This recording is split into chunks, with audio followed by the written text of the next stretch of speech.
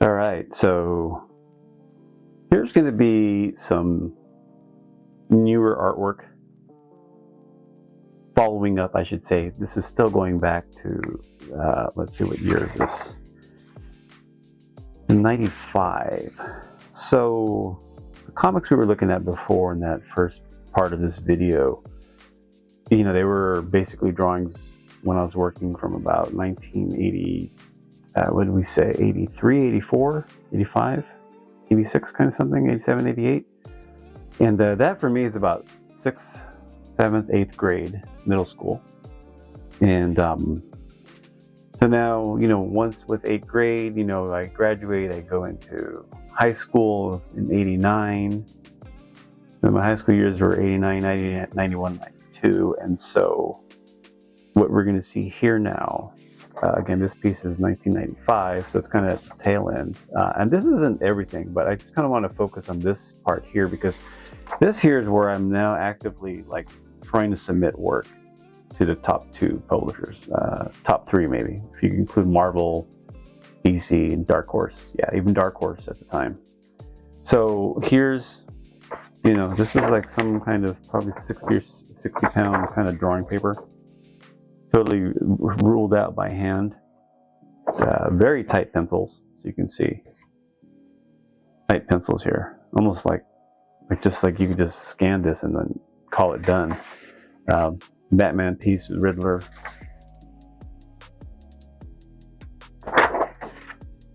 I look back at this now and, I don't even remember who my influences were at the time. Maybe it's Brian Boland. You can kind of tell by this kind of super intricate cross-hatching here. The face. I'm kind of guessing I was influenced by Brian Boland at the time.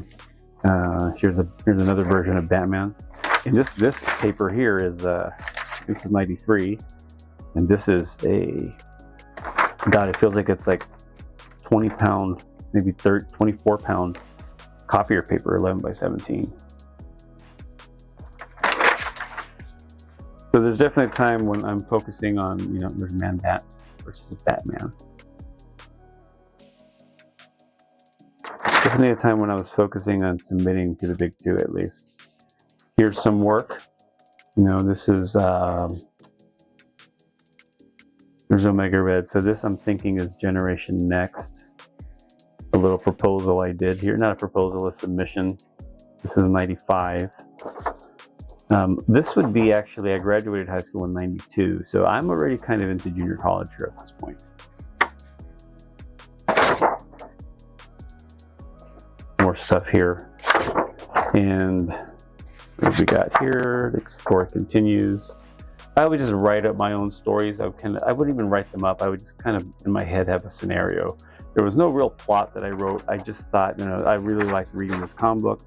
Why not create my own version, featuring the characters, my own kind of story, just showing that I could draw backgrounds, draw expressions, vary the camera angles. I was focusing on all that stuff. I'm pretty sure at the time I was heavily into Wizard, the guide to comics, and so there was always some tips in there that you can read. This will date things. Look at that. You see that little frog there? Silverchair. That was a 90s grunge band, kind of probably like a Nirvana copycat. Lots of penciling. Here's a Spider-Man piece I did. 11 by 17 sheets, and I got pretty into this stuff, constantly trying to submit, or constantly doing work that I could submit. I never went to a comic convention. I think I went to one or two toward the end of what I would consider the phase where I was trying to break into comics. None of this stuff I brought with me. I had different pieces which I don't think I have right now. They're stored somewhere else. As you can see, huge Wolverine fan. In particular, I remember doing this piece, and then in a minute here, or in a few minutes, I'm going to show some of the rejection letters I would get. This is a typical Wolverine versus Sabretooth in the woods kind of story. Now, at this point, I discovered Blue Line Pro, kind of like index paper, slightly heavier stock, but very nice. It's got pre-ruled blue lines on there kind of made you feel like a pro, you know. So at least I could say I was working on the same kind of paper that made me look like pro, because I would have blue lines on it. So that was like, yay, wow, okay. So yeah, a ton of stuff here. I'm just going to thumb through these, and some of this stuff, actually, this here is stuff I created for my own. And I think I submitted this to Dark Horse because it didn't feature any known characters like Marvel or DC. It was just my own kind of way of showing, you know, here's a guy with a sword doing martial arts, doing, you know, here's action scene kind of thing here. Then he hops onto a motorcycle, puts on a leather coat, and he goes from kind of being medieval swordsman into like modern, I don't know, modern warrior, because he's got the futuristic looking bike there. Here's a Spider-Man sample I did.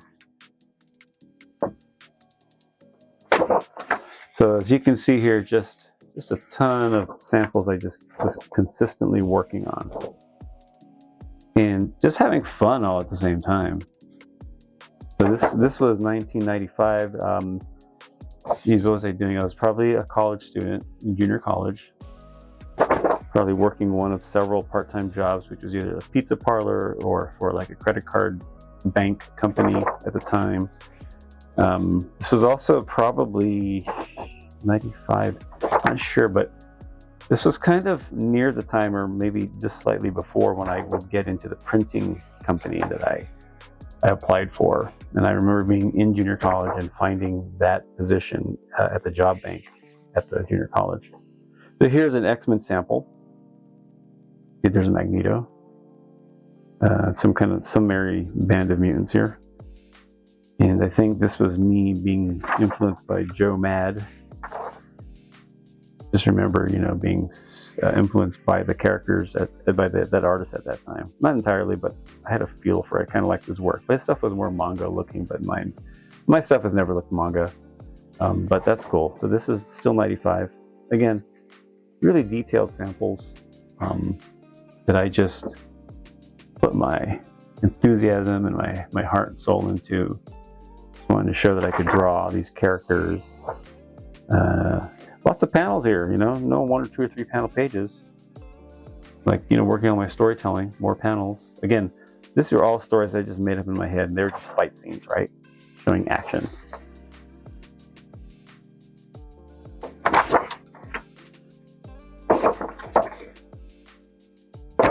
So part of my journey includes doing a lot of this. I guess it's unsolicited work, you know. Marvel's not asking me to send something in. I'm just totally coming up with my own plots in my head and then just kind of illustrating and drawing these. Good old blue line paper. So yeah, there's a ton of this stuff here. There's Bishop. I have no idea where this character is now in the continuity of things with the X-Men or mutants in general with Marvel.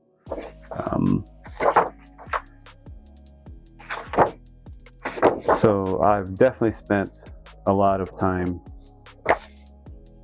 crafting stories, trying to draw cars, trying to draw buildings, trying to draw people.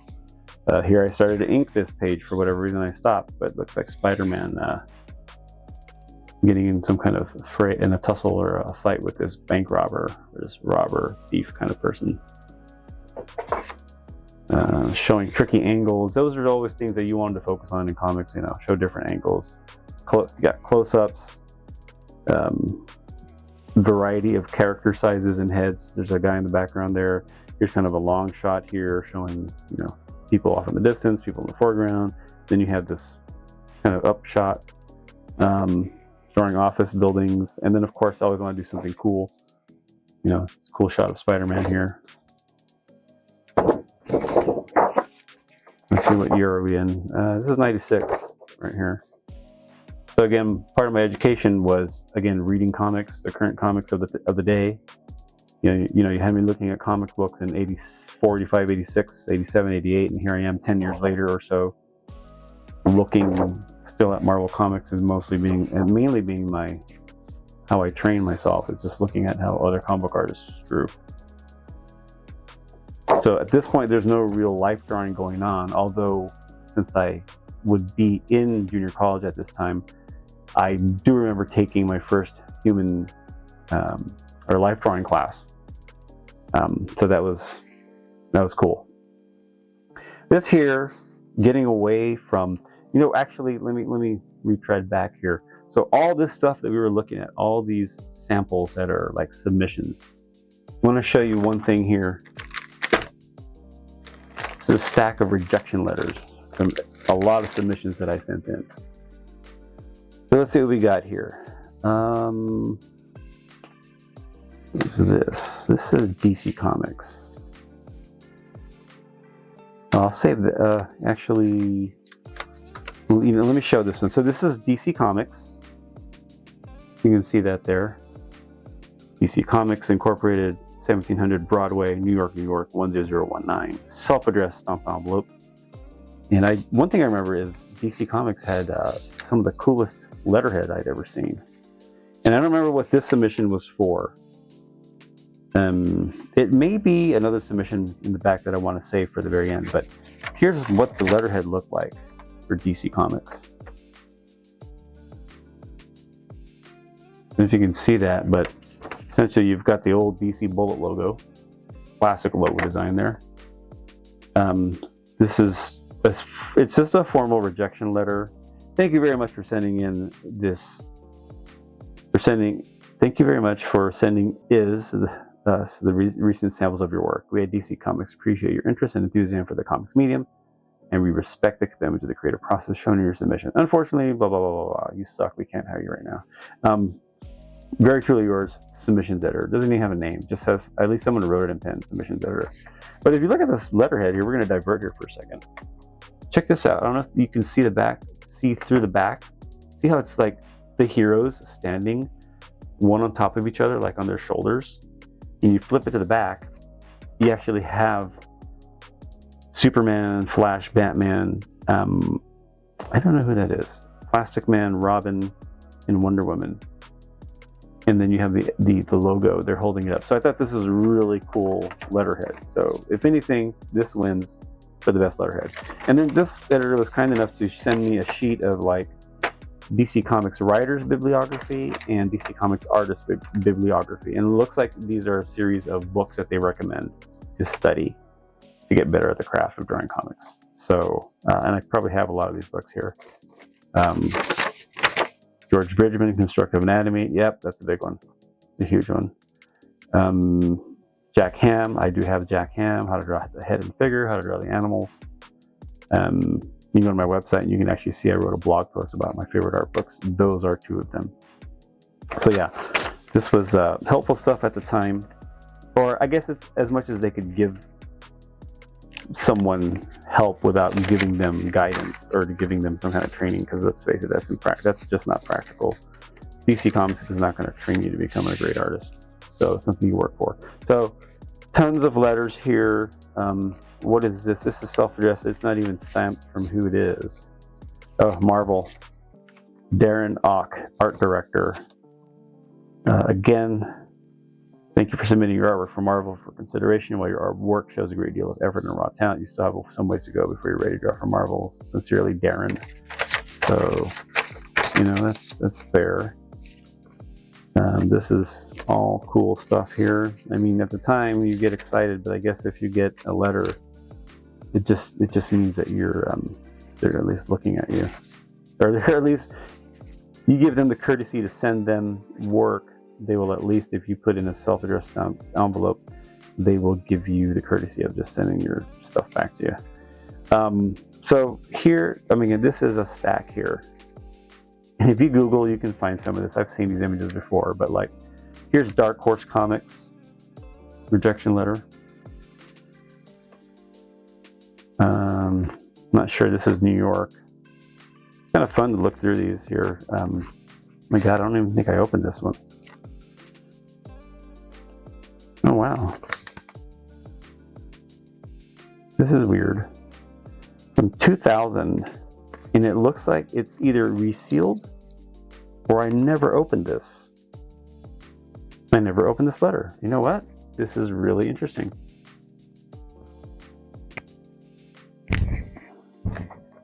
Like, I didn't plant this, guys and girls. So I'm gonna take my letter opener. It doesn't look like I opened this, but let's see what this is. So bizarre. Unless it resealed itself, but I doubt it.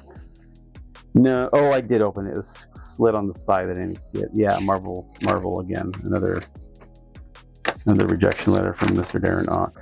Okay, my bad. Should have known better. Okay. Paris Comics was another one. This is Dark Horse. Take a look at this here. Dark Horse Comics, their submitter. Sincerely, John Weeks. Submissions editor.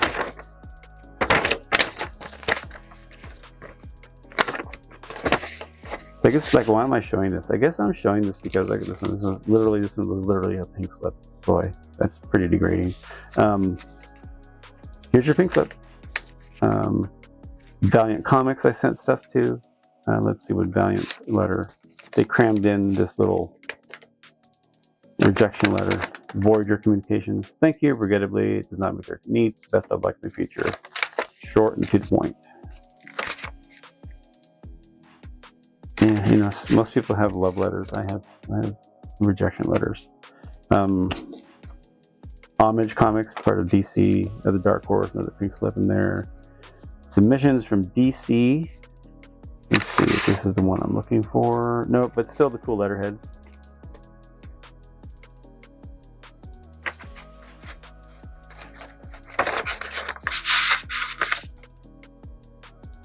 Marvel, same thing. Dark Horse, Milwaukee, Oregon. This is Portland, Oregon, probably also Dark Horse. Yep, Dark Horse.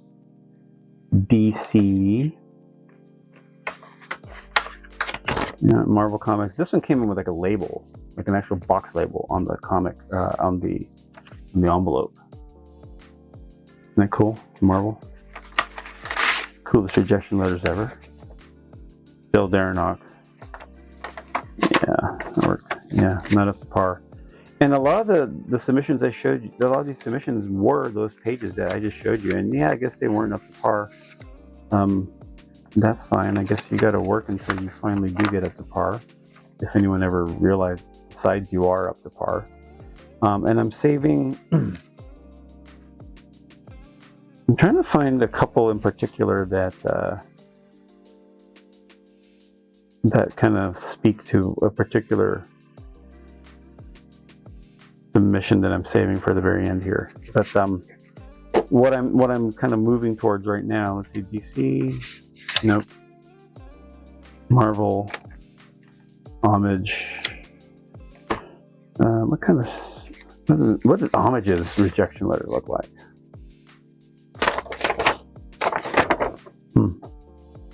Rod Mojica, Homage Studios. Yep. Oh, this is a talent search. I entered a lot of these things back in the day.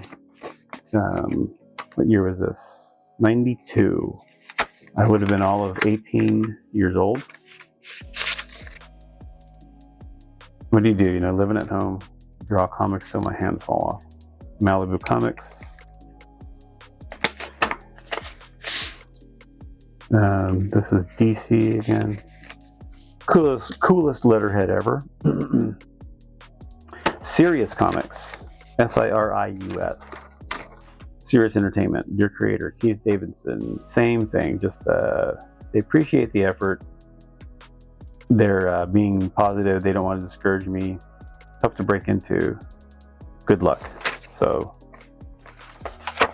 same song, just different verses.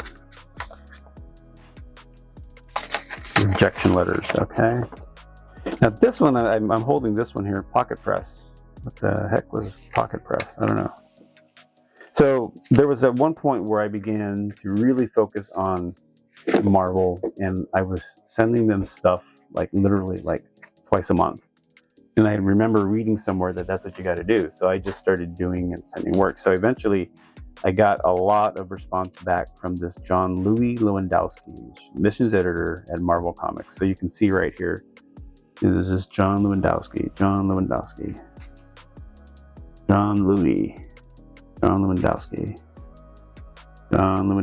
new talent manager.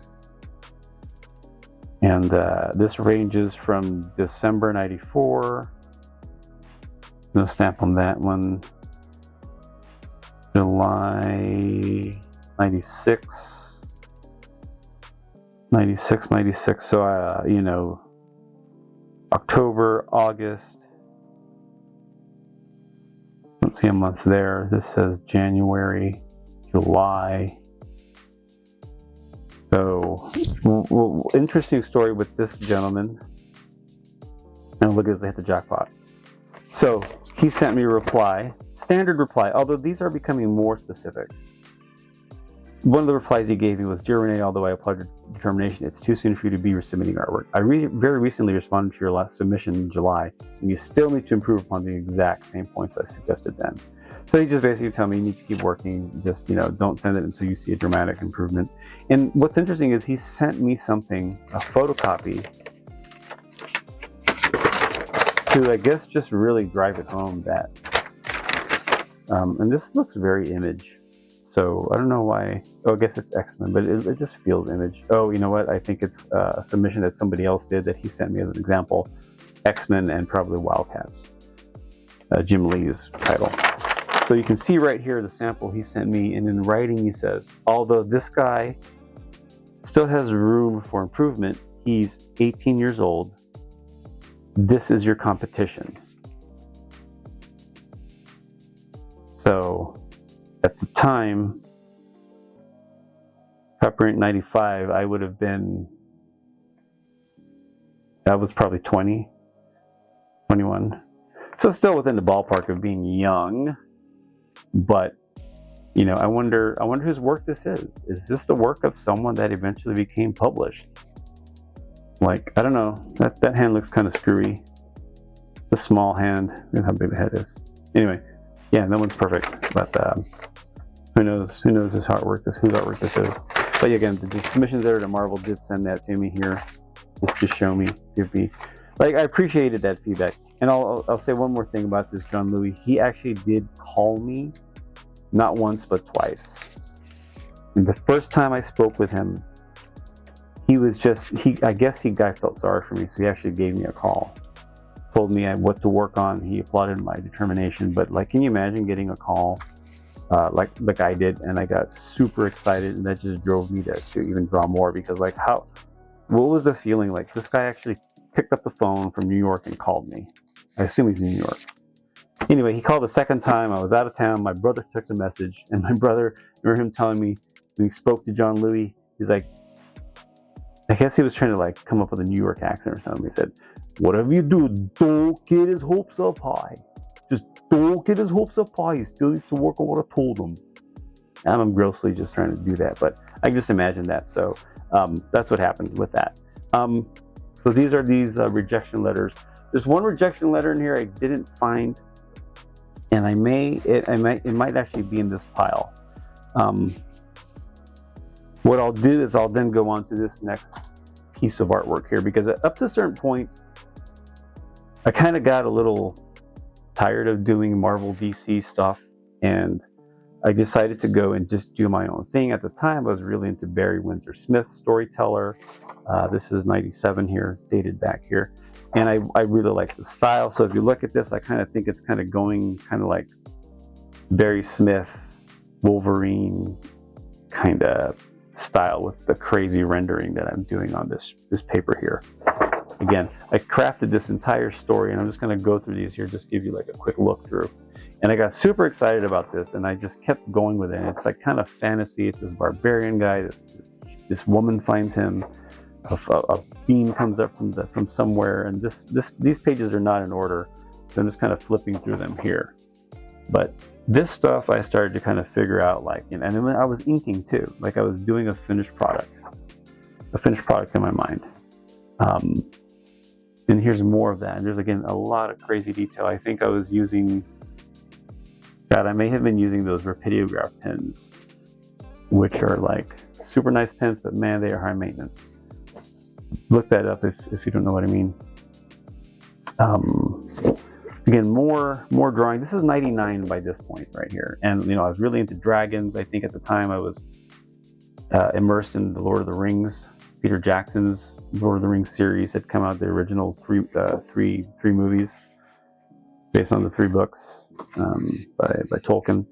And so I kind of just settled into this world where I was drawing all of these like fantasy dragon comic stories. And there's no lettering in these, and at that point I would stop lettering. But I remember that with this particular submission, I did send it to DC Comics, and there's a 2-page spread from that series. You know, and I remember getting the standard, DC Comics rejection, but then there was a handwritten note, like written on like bond paper. So this is the return envelope. In fact, you know what? For that submission that we were just looking at here, I'm filming this after I've made the main videos. I'm inserting this video, but I actually did not. I probably supplied a regular envelope. They actually sent my artwork back to me in a manila folder. And again, here's the DC envelope. See that there, addressed to me, Rene Ariola, where I used to live at the time. DC Comics, submissions, DC Comics, 1700 Broadway, New York, New York. There's a U.S. postage stamp on there, or the meter. But if you look inside, it's the photocopies of that submission that I sent into them. So these now are the photocopies I submitted to DC. Every piece had my contact info clearly labeled on the back.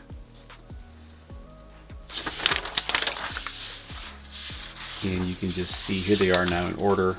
Or actually they're not in order. Or actually they are. Spread pages here. 2 and 3. 4. And again, the editor, submissions editor, obviously I guess liked what they saw.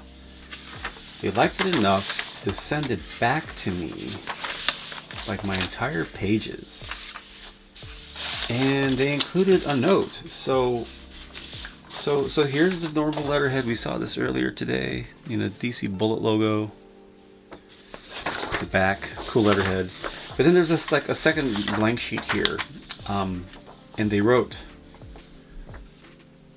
on this paper, they write, Mr. Ariola, these are nice samples, but where do they fit into the DC universe? Suggest sending further samples to specific editors regarding very specific titles, or try another publisher who deals with heroic fantasy more than we do. As a rule, the artist should give the editor what she is publishing already. Okay? Best wishes. Submissions editor. So there you go. I think at this point I think I did start to craft some illustrations, some more samples, but I guess it just didn't. Maybe I didn't follow through. So, but anyway, here's that. Probably the coolest rejection letter I've ever gotten for my comic book submissions. So I don't think I ever submitted it to a fantasy publisher. There wasn't one that I could think of back then. Again, I was just doing mainly Marvel DC. But then, I continued to stick with that theme of just kind of fantasy, Here's something that's in that same vein of fantasy. And just really, it's kind of taking off on that. This is 1999 at this point. Doing some more drawing, practicing my inking. This is a heavier board. And then I tried for a barbarian, kind of like a more completed pencil, going kind of back to kind of a Conan type character with this girl, and they're like trying to break into some cathedral or some kind of structure, a building in an ancient city. So this became kind of like a Conan submission, but I don't think I ever submitted this. I think I just did it on my own. And anytime I figured that I wasn't trying to break into comics, I was at least drawing to have fun, but also to hone my craft. So again, with none of this artwork, I never made it to any comic conventions. It just never seemed like it was possible for me to go to a comic convention to show someone firsthand. Maybe that would have changed things, I don't know. But this this ultimately was kind of where I was settling. I was just making these comics just to make them, the artwork that is, because I enjoyed reading comics. Now here is something. This was 2000. These are back in 2000. I'm not sure when, but there's this company that came out, Cross Generation Comics. They were fantasy. They had adventure. They had sci-fi. This is 2001. So at the time, I was really drawn to their titles, like Scion. There's a couple that I can see characters, but I can't think of it. Crux. That introduced me to the artwork of Steve Epting, one of my favorites. Jim Chung was on Scion. You had Brandon Peterson on Mystic. So and Ruse was another great one. Just great stuff. Mark Waid, I think, on that. Butch Geis, Jackson Geis. But that company, CrossGen, actually sold original artwork on their website. So what I'm showing you here is original inked finished artwork that I purchased from CrossGen on their website. And this is original artwork by Brandon Peterson, who did pencils, and inks by inker John Dell. And hopefully my camera picks up this detail, and when I upload this, you can see this. But this is like original, professional comic book inking. It's a comic book layout, drawing, penciling, and inking. And I was just blown away when I was able to see the quality. And this is like a big, thick board. Like, this is a killer ass, like, killer ass. It's kick-ass killer Strathmore 400 Bristol paper. Like, it even has the little insignia there, the emboss right there. Like, this thing is like thick. And when I saw this artwork, I was kind of humbled. I kind of felt depressed for a little bit, because I'm like, my artwork's nowhere near this level. I mean, that's what I told myself back then. But it was so inspirational just to see how clean and professional the inks are. And Brandon Peterson, just the fidelity in the cross hatching, like, it almost looks like it was like the engraved stuff you see on a dollar bill. More artwork here. Brandon Peterson, I think I bought a lot of these pages for like $70, or I'm sorry, $100 maybe at the most. Just look at this. Look at this. If you're, this is detail right here. The way how clean it is, like how sharp it is, how crisp it is, how beautifully drawn it is. Like, this was truly like humbling when I got this, but it was also very inspirational. And it gave me something to kind of strive toward in trying to create my own art, but then really seeing like how original artwork is done, at least from these artists. You know, I now know that there's so many different styles. And here's a Jim Chung piece in Scion. I really like that title as well. And it's got that fantasy sci-fi kind of, more fantasy, but it's like spaceships, or like castles look modern or kind of futuristic, but yet they're just like this old, I mean, it's called old sci-fi. So this is a special collection of original artwork, obviously, that I treasure. And it's every time I see this, and I haven't seen these boards in quite a few years, it reminds me of the skill and talent that it takes. And when you do see it, boy. So that was 2000, I think. Around this time, 2004 now, there was a company called Nefarious Press, and they were strictly independent. But they found me, I think, on a forum. It was a DeviantArt or like Pencil Jack or Digital Webbing. And they hired me to draw this story for Draken. The title was Draken Genesis. And this was where I first started making my own customized artboards. I bought this Canon printer that could allow me to print 11 by 17, and actually created my own blue line artboards. So yeah, I worked on this. They did publish it. It was very early print on demand. Very early. It was like laser printing, I think. But I got comped copies. I wish I had copies of that, or I knew where they were. I just don't know where they are right now. But yeah, I got paid. I forgot what I got paid per page. It was maybe $30 a page.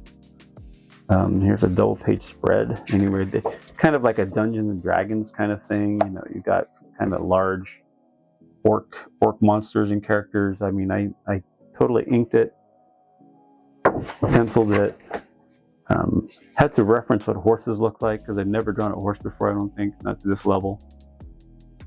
A lot of there's another 2-page spread. I just got so into this. I was just so stoked that someone would want to pay me to do all this stuff. It wasn't my story, but you know, when you get that first kind of like, hey, we want you to do something, and you're part of a team, it's like super exciting, and that gives you kind of like momentum to keep going forward with this. And I remember I was working full time at the print shop. I would do this in my apartment on my off hours. Draken Genesis, and I think I did 2 issues of this, and then you know, I think the publisher, you know, tried to go to conventions again, indie comics back in 2005 at this point right here. This I think is still issue number 1. Group shot there.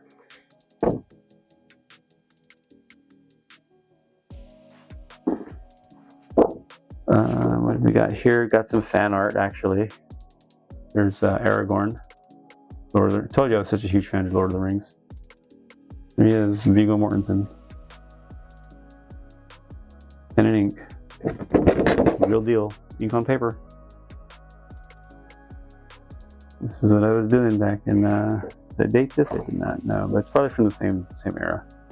Obviously more for like kind of a realism, because I'm trying to capture a likeness on that. So anyway, this isn't really comic book artwork. Here's more of that story. Draken Genesis. Probably have more of it here. More. So this is all part of that process. I think my artwork really grew a lot, especially when I had those cross-gen pages to reference and actually take a look at and see like the polish. I guess that's the one thing I would say. Those pro pages have a lot of polish on them. And I recognized that, and I was like, I want to have that same kind of polish to my work. Again, I never showed this to Marvel or DC because at this point, I'm like, I'm focusing on, man, look at that hair. I love drawing hair. At this point, let's just do my own thing. A lot of it was like, you know, I'd work a 40-hour work week at the shop, and I would just lose myself in just doing this stuff here. Never got paid for it. I mean, this stuff I did get paid for, but you know, I'm not making a living off this stuff. 2005.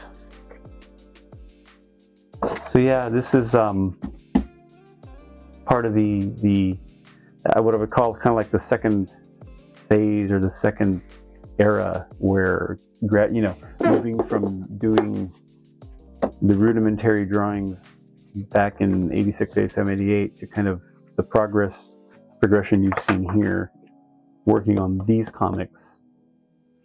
And during this time, I wonder, let's see here on this note, I'm looking at something here off camera that I'll get to later. Maybe, let's see, nope. Okay, so yeah, this stuff kind of ends at about 2005-ish. And there's more drawings, but it's more of the same here. So this is kind of like the second chapter here of showing my progress, showing you actual artwork that, yeah, I've slaved over this. I've been doing this for quite a while. I don't regret a single page I've drawn or a moment or minute I've spent doing this, because as far as I'm concerned, I was always happy doing it and always will be. And that's something that's priceless.